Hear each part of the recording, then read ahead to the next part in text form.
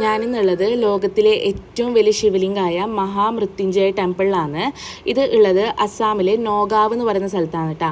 നമ്മളിപ്പം ഗുവാഹട്ടിയിൽ നിന്ന് വരുന്നുണ്ടെങ്കിൽ ഒരു 5 മണിക്കൂർ ഡ്രൈവ് ഉണ്ടാവും. നമ്മൾ അവിടെ എത്തിയപ്പോൾ തന്നെ നമുക്ക് ഇഷ്ടംപോലെ കടകളുണ്ടാവും. അവിടെ നിന്ന് നമുക്ക് പൂജാ സാധനങ്ങൾ വാങ്ങാം കേട്ടോ. ഞാൻ ആകെ 3 നെയ്വിളക്കും ഒരു പാക്കറ്റ് ഊതുത്തി മാത്രമേ വാങ്ങിയിട്ടുള്ളൂ. നമുക്കിത് കസ്റ്റമൈസ് ചെയ്തിട്ട് വാങ്ങാം. ഇവരുടേതായ രീതിക്കുള്ള കുറേ സാധനങ്ങളും അതിലുണ്ട്.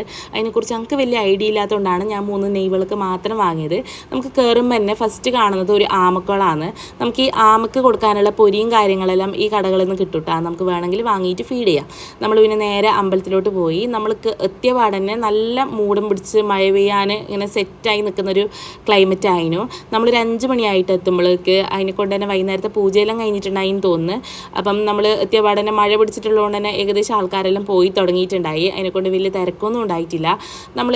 നമ്മുടെ നാട്ടിലെ പോലെ ഇവിടെ പൂജാരി നമുക്ക് കയ്യിലൊന്നും അല്ല കേട്ടോ ചന്ദനം തരൽ. അവർ ഡയറക്റ്റ് നമ്മളെ നെറ്റിയിൽ ചന്ദനം തൊട്ട് തരും.